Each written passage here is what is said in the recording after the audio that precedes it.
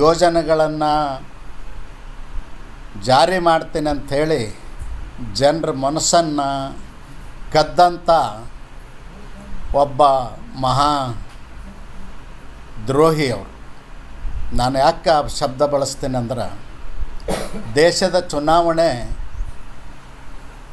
ಭಾಳ ಪಾರದರ್ಶಕವಾಗಿ ವ್ಯವಸ್ಥಿತವಾಗಿ ನಡೆದು ಬಂದಂಥದ್ದನ್ನು ಅಧಿಕಾರದ ದುರಾಸೆಗಾಗಿ ಅವರು ನೀರು ಪೊಕ್ಕಟ್ಟೆ ಕೊಡ್ತೀನಿ, ವಿದ್ಯುತ್ ಪೊಕ್ಕಟ್ಟೆ ಕೊಡ್ತೀನಿ, ಬಸ್ ಪೊಕ್ಕಟ್ಟೆ ಕೊಡ್ತೀನಿ, ಅಕ್ಕಿ ಕೊಡ್ತೀನಿ, ಬ್ಯಾಳೆ ಪೊಕ್ಕಟ್ಟೆ ಕೊಡ್ತೀನಿ ಅಂಥೇಳಿ ಬಡವರ ಮನಸ್ಸನ್ನು ಕದ್ದಂಥವ್ರು. ಬಡವರಿಗೆ ಆಸೆ ಹಚ್ಚಿ ಓಟ್ ಪಡೆದು ದುರಾಡಳಿತವನ್ನು ಮಾಡಿ 10 ವರ್ಷದಲ್ಲಿ ಇಡೀ ಪ್ರಪಂಚದಲ್ಲಿ ಯಾವುದೇ ಸರ್ಕಾರ ಮಾಡದೇ ಇರುವಷ್ಟು ಭ್ರಷ್ಟಾಚಾರ ಮಾಡಿ ಜೈಲಿಗೆ ಹೋಗಿ ಜೈಲಲ್ಲಿದ್ದರೂ ಕೂಡ ಅವರು ರಾಜೀನಾಮೆ ಕೊಡಲಿಲ್ಲ. ಸಂವಿಧಾನದ ಆಶಯಕ್ಕೆ ಅನುಗುಣವಾಗಿ ರಾಜೀನಾಮೆ ಕೊಟ್ಟು ಅವರು ಜೈಲಿಗೆ ಹೋಗಬೇಕಾಗಿತ್ತು ಶಿಕ್ಷೆ ಘೋಷಣೆ ಆದಾಗ. ಆದರೆ ಅದನ್ನು ಮಾಡಲಿಲ್ಲ. ಅವರು ಲಜ್ಜೆಗೆಟ್ಟು ಜೈಲಿನಲ್ಲೇ ಕೂತು ಆಡಳಿತ ಮಾಡ್ತೀನಿ ಅಂಥೇಳಿ ಮಾಡಿದಂಥ ಒಬ್ಬ ಸಂವಿಧಾನದ ದ್ರೋಹಿ ಅವರು. ಇವತ್ತು ಜನ ಅವರಿಗೆ ಸರಿಯಾದಂಥ ಪಾಠವನ್ನು ಕಲಿಸಿದ್ದಾರೆ. ನಾವು ಜನನೂ ಅರ್ಥ ಮಾಡ್ಕೊಳ್ಬೇಕು. ದೆಹಲಿ ಸರ್ಕಾರ ಅಂದರೆ, ಕೇಂದ್ರಾಡಳಿತ ಪ್ರದೇಶ ಅಂದರೆ ಒಂದು ಮಹಾನಗರ ಪಾಲಿಕೆ. ಅದು ಮಹಾನಗರ ಪಾಲಿಕೆಯ ವ್ಯಾಪ್ತಿಯಲ್ಲಿ ಆಡಳಿತ. ಅಲ್ಲಿ ನೀರಾವರಿ ಯೋಜನೆಗಳಿರೋದಿಲ್ಲ, ವಿದ್ಯುತ್ ಯೋಜನೆಗಳಿರೋದಿಲ್ಲ, ಗ್ರಾಮೀಣ ಅಭಿವೃದ್ಧಿ ಪಂಚಾಯತ್ ರಾಜ್ಯ ವ್ಯವಸ್ಥೆ ಇರೋದಿಲ್ಲ. ಯಾವುದೇ ಜವಾಬ್ದಾರಿ ಇಲ್ಲದೇ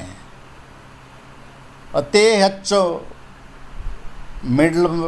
ಅಂದ್ರೆ ಮಧ್ಯಮವರ್ತಿಗಳಿರ್ತಕ್ಕಂಥ ಊರದು, ಮಧ್ಯಮ ವರ್ಗದ ಆದಾಯ ಜನ ಇರ್ತಕ್ಕಂಥ ಊರದು. ಅಲ್ಲಿ ಹೆಚ್ಚು ಟ್ಯಾಕ್ಸ್ ಬರ್ತದೆ, ಆದಾಯ ಬರ್ತದೆ ಸರ್ಕಾರಕ್ಕೆ. ಅದನ್ನು ತಗೊಂಡು ದೆಹಲಿ ಸುಧಾರಣೆ ಮಾಡಬೇಕಾಗಿತ್ತು. ಅಲ್ಲಿ ಓಡಾಡುವಂಥ ಪರಿಸ್ಥಿತಿ ಇಲ್ಲ. ನಾನು ಒಂದು ಕ್ಷೇತ್ರಕ್ಕೆ ನನಗೂ ಹಾಕಿದ್ರು, ಚುನಾವಣೆ ಪ್ರಚಾರಕ್ಕೆ ಹೋಗಿದ್ದೆ. ಓಡಾಡುವಂಥ ಪರಿಸ್ಥಿತಿ ಇಲ್ಲ.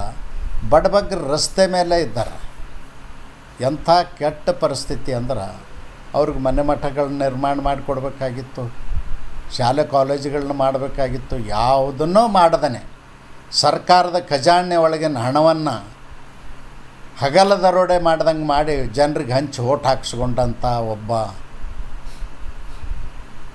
ದೇಶ ಕಂಡಂಥ ಒಬ್ಬ ಹೀನ ಮನಸ್ಥಿತಿನ ರಾಜಕಾರಣಿ ಅವರು. ಅದಕ್ಕೆ ನಾನು ಈ ಸಂದರ್ಭದಲ್ಲಿ ಇಷ್ಟ ಹೇಳಲಿಕ್ಕೆ ಬಯಸ್ತೇನೆ. ಇವತ್ತು ದೇಶದ ಜನ ಜಾಗೃತರಾಗಿ ಅವರಿಗೆ ಪಾಠವನ್ನು ಕಲಿಸ್ತಕ್ಕಂಥ ಕೆಲಸ ಮಾಡಿದ್ದಾರೆ. ಮತ್ತು ದೇಶಕ್ಕೊಂದು ಕೆಟ್ಟ ಪರಿಸ್ಥಿತಿಯನ್ನು ತಂದೊಡ್ಡಿದವರು. ಯಾಕಂದ್ರೆ ಕೇಜ್ರಿವಾಲ ಪುಕ್ಕಟ್ಟೆ ಕೊಟ್ಟು ದೆಹಲಿಯಲ್ಲಿ ಗೆದ್ದರು, ಕೇಜ್ರಿವಾಲ ಪುಕ್ಕಟ್ಟೆ ಕೊಟ್ಟು ಪಂಜಾಬ್ದಲ್ಲಿ ಗೆದ್ದರು. ಕರ್ನಾಟಕದಲ್ಲಿಯೂ ಕೂಡ ಕಾಂಗ್ರೆಸ್ನವ್ರನ್ನ ಅವ್ರನ್ನ ಅನುಸರಿಸ್ಕೊಂಡು ಹೋಗಿ ಅವರು ಪುಕ್ಕಟ್ಟೆ ಕೊಡ್ತೀವಿ ಅಂಥೇಳಿ ಪುಕ್ಕಟ್ಟೆ ಕೊಟ್ಟು ಗೆದ್ದಿರ್ತಕ್ಕಂಥದ್ದು ಇದೊಂದು ಕೆಟ್ಟ ಸಂಪ್ರದಾಯ. ಈ ಸಂಪ್ರದಾಯಕ್ಕೆ ತಿಲಾಂಜಲಿ ಹಾಡಬೇಕಾಗ್ತದೆ. ಹೆಂಗೆ ನಮ್ಮ ಪೂರ್ವಜರು ಪಾರದರ್ಶಕವಾಗಿ 1952ರಿಂದ ಚುನಾವಣೆಗಳನ್ನ ಮಾಡಿದ್ದಾರೆ, ಆ ರೀತಿ ಚುನಾವಣೆಗಳು ನಡಿಬೇಕು ಅನ್ನೋದು ಜನರ ಆಶಯ ಅಂತಕ್ಕಂಥದ್ದು ದೆಹಲಿ ಚುನಾವಣೆ ಮೂಲಕ ಇವತ್ತು ಸಾಬೀತಾಗಿದೆ.